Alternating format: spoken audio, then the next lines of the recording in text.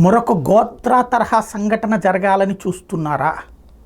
గోద్రాలో ఆనాడు హిందువులని ఎవరైతే రామభక్తులు కరసేవకులు వెళ్తున్నారో ఆ రైలుని తగలబెట్టడంతో, ఒక రైల్లో ఉన్నటువంటి ఒక బోగిలో ఉన్నటువంటి కరసేవకుల్ని తగలబెట్టడంతో ఆగ్రహించినటువంటి హిందువులు ఆ రోజున తిరుగుబాటు చేసినటువంటి దాన్నే గోద్రా అల్లర్లు అని సృష్టించింది మీడియా. మొదట హత్యకి గురయ్యింది హిందువులు. 67 మంది సజీవ దహనం చేయబడ్డారు, చిన్న పిల్లలతో సహా.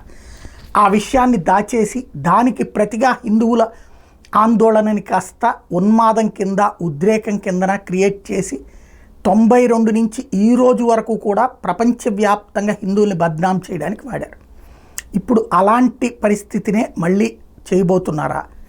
రైళ్ల మీద దాడులు, రైళ్ళని ధ్వంసం చేయటం, ఇది దేశానికి సంబంధించినటువంటి కుట్ర ఒక ఎత్తు అయితే, మరొకటి ప్రత్యేకించి గణేష నిమజ్జనాల మీద దాడులు, బీజేపీ పాలిత రాష్ట్రాల్లో దాడులు.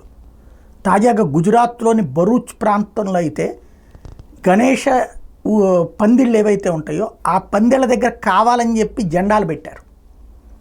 కాషాయ జెండాలు తీసేసి వాళ్ళ జెండాలు పెట్టారు. దాన్ని తీస్తే అదిగో చూసారా అని చెప్పి వీడియోలు తీసి ఇదిగో ఇట్లాగా భారతదేశంలో లేదని రాహుల్ గాంధీ లాంటి వాళ్ళు మాట్లాడతారు. అలాగే రాళ్ల దాడులు చేసినటువంటి సంఘటనలు దేశవ్యాప్తంగా 10-12 చోట్ల జరిగినాయి.